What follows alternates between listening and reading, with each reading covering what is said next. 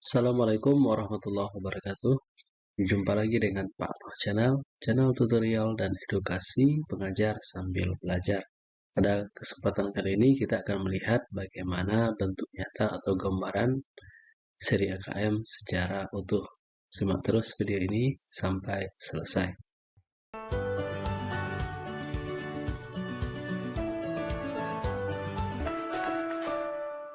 Baiklah sahabat sekalian, sekarang kita langsung saja buka browser dan kita masuk menuju ke Guru Belajar, portal Guru Belajar, yaitu di gurubelajar.kemdikbud.go.id. Sekarang kita langsung masuk ke akun masing-masing. Oke, ini akun saya, dan kita pilih asesmen kompetensi minimum. Kita masuk ke tautan, kemudian kita isikan alamat email kita, kemudian password. Ya, sahabat sekalian, inilah tampilan dari bagian dari AKM saya, kursus AKM saya. Kebetulan alhamdulillah sudah menyelesaikan 100%. Jadi ini bentuk kegiatannya. Yang pertama, orientasi guru belajar seri AKM. Kita lihat apa saja isinya. Yang pertama ada latar belakang dan kebijakan asesmen nasional. Ini sekedar pengantar. Kita lihat ini latar belakangnya adalah hasil dari PISA membuktikan bahwa pada tahun 2018 hanya sekitar 70% lebih dari atau sekitar 70% siswa kita kompetensi literasi membacanya di bawah minimum. Kemudian apa pentingnya asesmen nasional? Asesmen nasional ini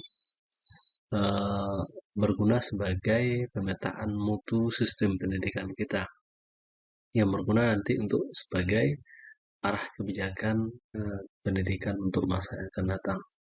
Ini ada kecakapan abad 21, kemudian ada juga pengantar tentang profil, seperti yang kita mungkin sebagian kita sudah mengetahui bahwa ada 6 karakter atau profil dari pelajar Pancasila. Yang pertama, beriman dan bertakwa pada Tuhan Yang Maha Esa serta berakhlak mulia. Kemudian berkebinekaan global, artinya memiliki pandangan yang global. Kemudian mandiri, bernalar kritis, kreatif, dan gotong royong. Kemudian ada juga hubungan antara hubungan dari kompetensi siswa dengan asesmen nasional. Jadi seperti ini grafiknya. Kemudian ada setelah hal tersebut ada refleksi orientasi. Refleksi orientasi ini semacam kuis. Kita diminta untuk menuliskan apa-apa saja yang kita dapatkan pada bagian ini. Oke, setelah ini kita lanjut ke topik yang kedua, yaitu pengantar program asesmen kompetensi minimum. Jadi pengantarnya kita akan diuji dengan asesmen pra BIMTEK, guru belajar seri AKM. Jadi asesmen pra program ini diuji sebelum memasuki program, kemudian pada bagian akhir nanti akan ada juga asesmen pasca program. Jadi akan diukur seberapa tingkat perubahan pengetahuan kita sebelum melaksanakan sampai dengan sesudah melaksanakan. Berdasarkan ketentuan yang ada, terdapat 2 kriteria para peserta yang dinyatakan tidak lolos atau tidak berhak mendapatkan sertifikat seri KM, asesmen kompetensi minimum. Yang pertama, yang tidak menyelesaikan keseluruhan tahapan. Kemudian yang kedua adalah peserta yang tidak mencapai nilai atau di bawah 70% dari nilai asesmen pasca program. Jadi berdasarkan pengalaman saya bahwa soal-soal yang diujikan pada asesmen pra program itu lebih kurang sama dengan soal yang diujikan pada asesmen pasca program. Oke, setelah ini kita masuk ke topik selanjutnya, yaitu topik konsep asesmen nasional itu apa. Ada pengantar, kemudian ada manfaat dan tujuan asesmen nasional, kemudian ada evaluasi ujian nasional, seperti apa hasilnya, kita lihat. Jadi ini eh, evaluasi ujian nasional. Jadi berdasarkan pemantauan dari pemerintah bahwa UN yang selama ini lebih mengukur kepada ranah kognitif, kemampuan kognitif, sehingga seringkali mengabaikan ranah afektif dan psikomotor. Nah, karena itu konsep penilaian secara nasional diubah dari konsep ujian nasional menuju ke konsep asesmen nasional. Oke, kita lihat pada bagian selanjutnya, membandingkan asesmen nasional dengan ujian nasional. Jadi seperti ini, bentuk tabel perbandingannya lebih kurang. Bisa sahabat dalami nanti ketika sudah dalam kursus. Kemudian setelah itu, ya jadi ada perbedaan mendasar kalau menurut pendapat saya antara asesmen nasional dan UN atau ujian nasional. Meskipun sama-sama berbasis komputer, tapi perbedaannya adalah asesmen nasional dia computerized multi-state adaptive testing. Artinya bahwa soal yang diujikan tadi itu akan secara otomatis menilai kemampuan peserta didik kita atau kemampuan peserta ujian. Peserta ujian yang memiliki kemampuan tinggi akan dipilihkan soal yang sesuai dengan kemampuannya tersebut, sehingga bisa jadi antara satu siswa dengan siswa lain itu tingkat kesulitan soalnya pasti akan berbeda-beda karena ada pemilihan kemampuan atau kalau dalam istilahnya sekarang adalah komputer pintar atau artificial intelligence, kemampuan sistem membaca tingkat kemampuan siswa. Oke, kemudian ada kuis konsep asesmen nasional.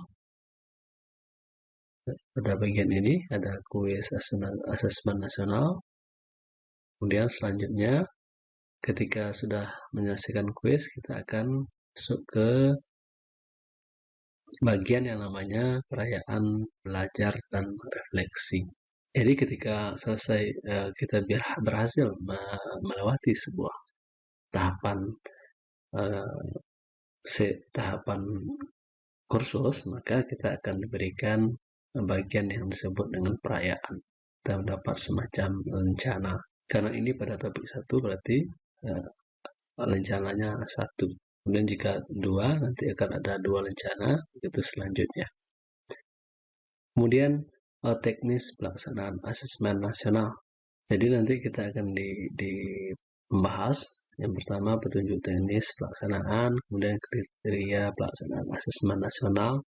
Kemudian kita juga nanti akan merumuskan butir soal asesmen nasional.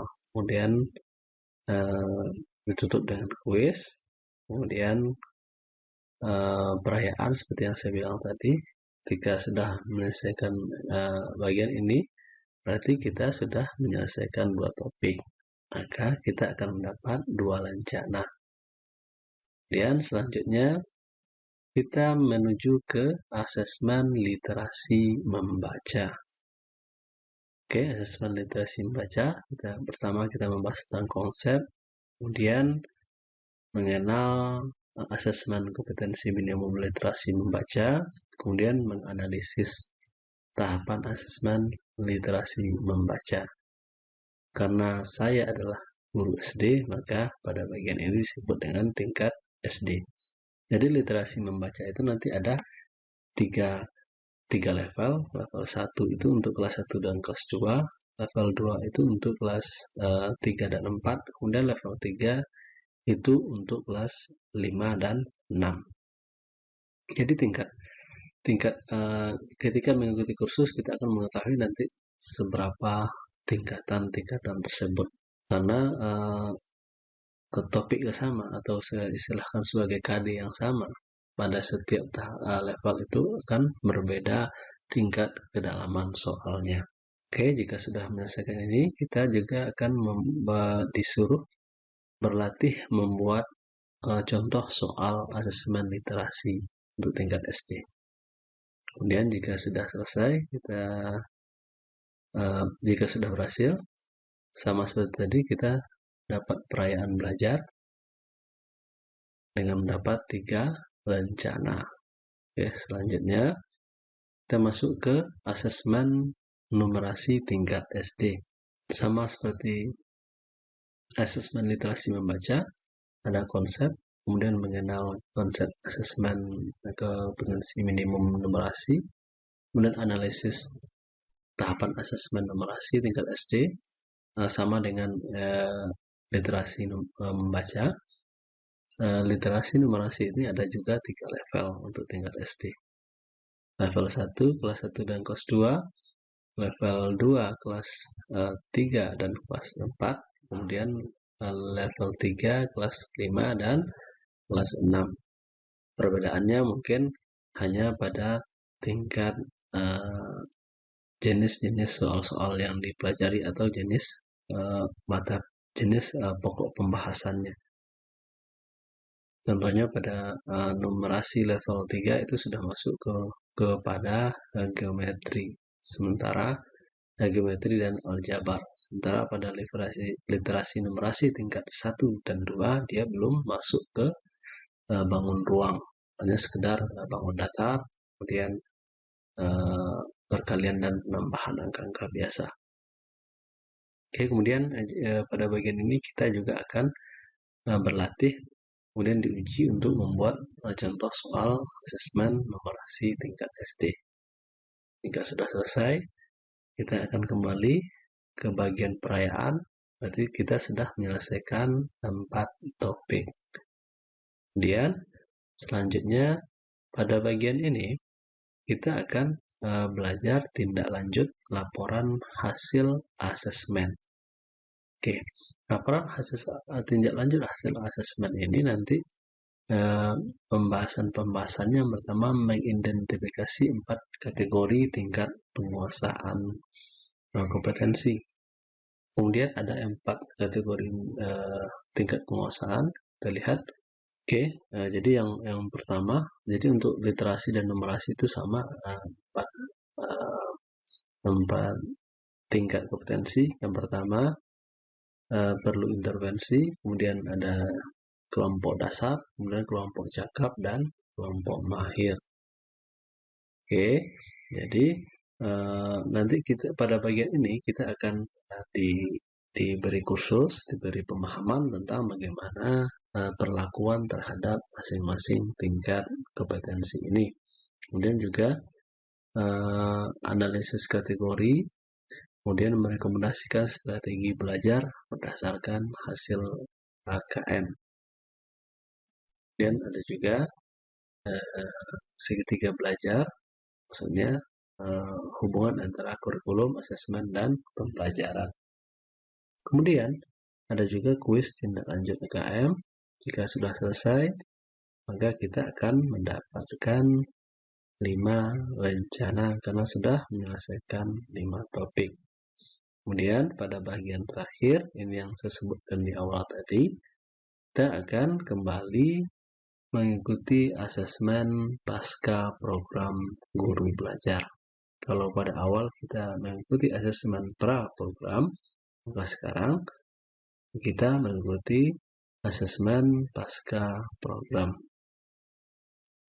Jadi ini adalah bagian penentu. Jika seandainya kita belum mencapai 70%, maka kita diberi kesempatan 2 kali.